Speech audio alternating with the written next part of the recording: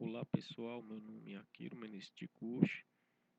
Eu criei uma página aí no Facebook chamada Descoberta com o Tio Akiro, com o intuito de ajudar alguns estudantes aí dos cursos de engenharia e também quem pretende fazer o Enem, né? Lá tem algumas aulas de física, outras de cálculo, né? E a ideia é que eu coloque material lá semanalmente para auxiliar no estudo de vocês. Essa semana me pediram para fazer uma aula a respeito de limites, né?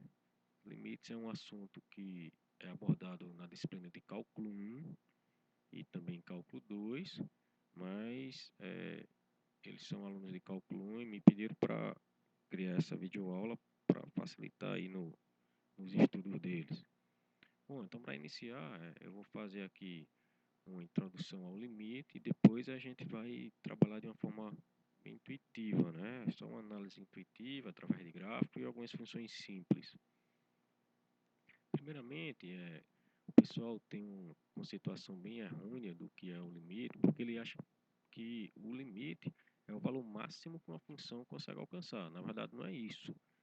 Apesar do nome ser limite, né, o pessoal assimila muito como se fosse um valor extremo que essa função alcança. Mas não é. O limite, ele é um estudo que é feito em alguns pontos especiais, digamos assim, de uma função, principalmente nos pontos onde a gente considera fora do domínio ou para valores muito altos do domínio, né, um valor de x extremamente alto, que a gente chama aí de mais infinito, ou um valor muito pequeno, que a gente chama aí de menos infinito. Não estou entendendo muito não, deixa eu aqui mostrar aí um exemplo. Bom, esse exemplo aqui é bem simples, já para vocês terem uma noção do que seria um limite. O que é que acontece aqui? Quando eu tenho essa funçãozinha f de x igual a 4 dividido por x, esse valor x, ele pode receber vários valores, né, do conjunto aí dos números reais, mas tem um que ele não consegue receber, que é o zero. Por quê? Porque eu não posso ter um denominador aqui igual a zero. Agora, o que a gente podia perguntar, né? Se ele não fosse zero, mas fosse um número extremamente próximo de zero, como seria o comportamento dessa função? E é isso exatamente o que o limite responde para a gente. Esse ponto aqui, x, ele sendo zero, é um ponto aqui que a gente considera fora de domínio. São aqueles números que o conjunto aí do domínio não pode receber. Então, esse é um típico exemplo do que seria um ponto fora de domínio.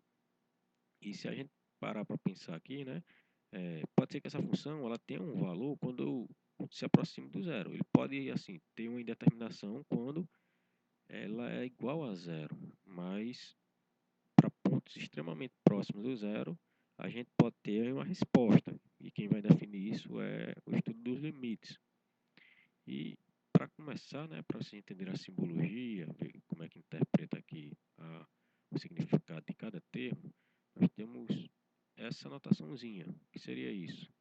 Isso daqui seria o valor x, com essa setinha tendendo a um valor a, né? Mais em resumo, isso daqui significa que eu estou estudando o valor do x tendendo a esse valor aqui pelo lado direito. Esse maisinho aqui em cima não significa aquele valor numérico ali lá do mais e menos positivo ou negativo, não.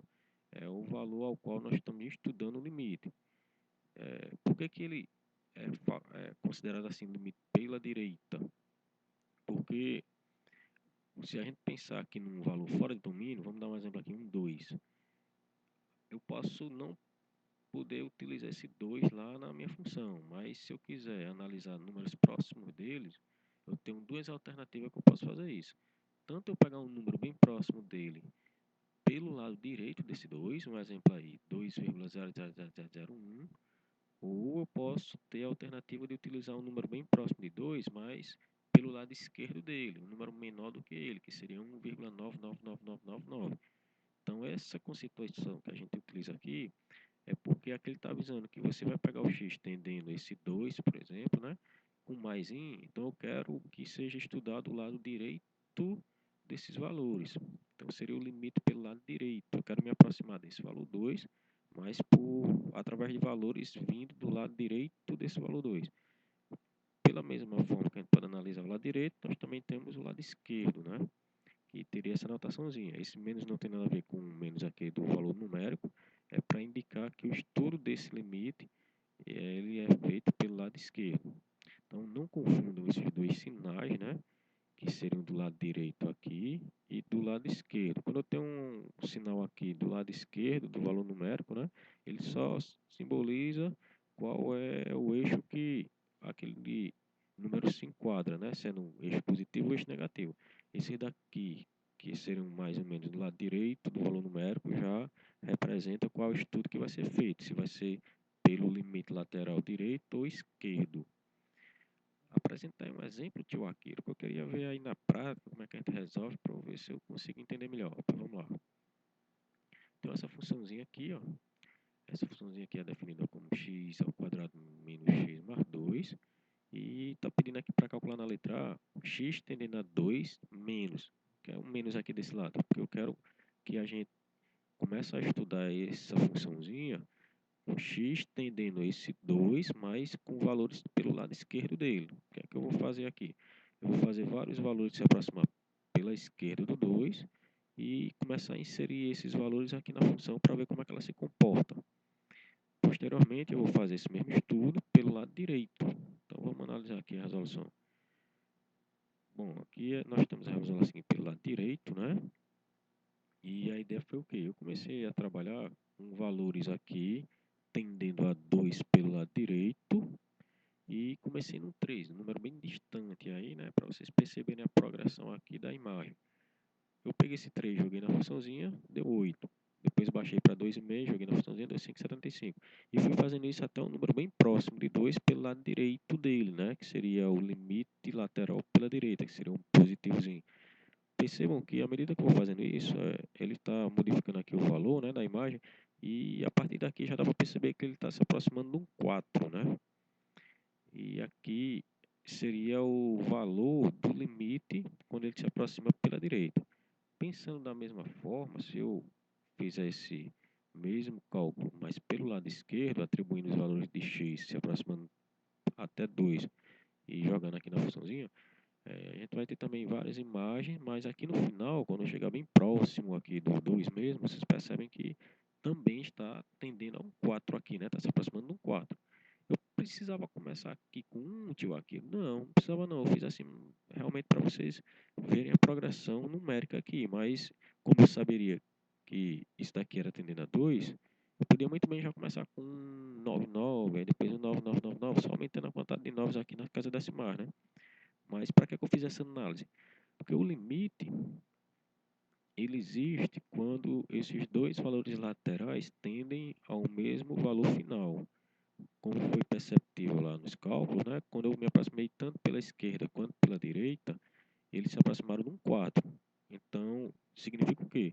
Que o limite dessa função aqui, quando x tende a 2, ou seja, quando ele se aproxima do 2, ela é 4. Se esses dois valores tivessem dado diferente, significaria que essa funçãozinha aqui não teria limite nesse ponto 2, quando ele tende a 2, né? Percebam que aqui, ó, não tem mais o sinalzinho aqui, ó, de notação de limites laterais. Por quê? Porque o limite lateral é só uma parcela do estudo que a gente utiliza para chegar nessa conclusão final. Na verdade, o que interessa para a gente é esse cálculo aqui final. Calcula o limite de f de x quando x tende a 2. Mas para que a gente faça isso, né, a gente primeiramente tem que analisar parcialmente os dois casos e saber se eles estão convergindo para o mesmo valor ou não. Quando ele aparece assim, sem simbologia nenhuma, é como se ele já estivesse perguntando qual é o valor do limite, se existe ou não e qual é o valor. Quando a gente tem aqui esses laterais aqui, né, a gente vai fazer só a análise pontual aqui pelo lado esquerdo e depois pelo lado direito. Beleza, pessoal? Bom, outra maneira que eu tenho de apresentar a função, além da forma matemática aqui, né, seria por gráfico. E como seria a análise de um gráfico quando eu começar a estudar os limites? É bem mais fácil do que da funçãozinha, porque é uma análise visual e rápida. Aqui eu tenho aqui um x tendendo a 3 menos, então eu vou olhar para o valor numérico 3 aqui. E o menos aqui, eu estou analisando ele pelo lado esquerdo. Então, o que é que eu vou fazer aqui? Vou traçar uma uma retinha aqui bem próximo do 3 para tocar no gráfico. Eu podia mandar ela aqui para baixo, ó, mas ela não ia tocar nenhum gráfico. Ela não podia nem tocar, na verdade. Se ele tocar aqui em cima, ela não pode tocar mais embaixo. Se você traçar uma reta vertical e tocar no gráfico mais de um ponto, significa que esse gráfico não representa uma função. Cada domínio aqui, né, cada número de x, que é o que representa o domínio, ele só pode ter uma imagem. Se tiver algum caso em ter duas, isso daí já não representa mais uma função. O estudo da gente aqui é só com funções, né? Bom, então, retornando aqui, né, quando eu tenho uma aproximação aqui do 3 pela esquerda, ele gera uma imagem próxima de 2. Então, esse limite lateral aqui de 3 pela esquerda seria 2. Quando eu fizer essa mesma análise pela direita, né, ele já toca o gráfico na parte de baixo e ele tendo uma imagem próxima a menos 2. Significa que esse limite lateral aí pela direita, né, do 3, ele tende a menos 2. Como os limites laterais aqui não foram iguais, né, ou seja, eles não convergem ao mesmo valor, não existe limite nesse ponto quando ele tende a 3, porque eles estão totalmente discrepantes aqui, né? Essa outra notaçãozinha, aquela notaçãozinha que é utilizada no ensino médio, seria a função aqui, né? Quando eu tenho o valor de x igual a 3. Por que eu coloquei isso aqui? Para mostrar qual a diferença entre o limite e a imagem da função no ponto, porque o limite ele não chega a se igualar ao valor 3 aqui. Ele se aproxima o máximo possível do 3, mas ele não chega a ser 3. Quando ele chega a ser 3, ele já é a imagem da função direta aqui, né? Que no caso seria representado por essa linhazinha que bate exatamente no 3. Ó. Quando ele é exatamente 3, ele vai bater nesse ponto fechado, porque aqui embaixo ele não bate ninguém, está aberto, e aqui também está aberto, e a imagem seria próxima aí de 1. Por que eu fiz esse exemplo? Para mostrar exatamente que o fato de eu me aproximar extremamente aqui, né, chegar bem próximo aqui ao extremo mesmo de 3, não implica dizer que ele vai gerar uma imagem igual ao que seria gerado se ele fosse igual a 3. Apesar de eu estar muito próximo, 3 aqui e desse 3 aqui, esse daqui é exatamente 3, esse daqui não é exatamente 3, mas as imagens foram totalmente diferentes. Não vamos pensar que só porque eu usei um valor x próximo de 3, ele vai ter uma imagem igual à imagem que seria gerada se ele fosse igual a 3, não. Bom, aqui, outro exemplo, seria aqui no menu 2.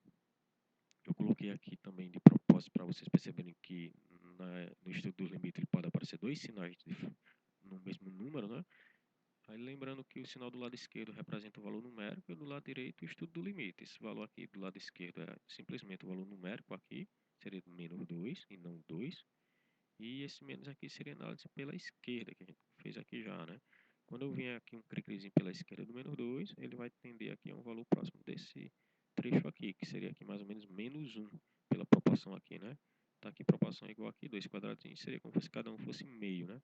Menos meio e menos 1. Menos 1 e meio, menos 2.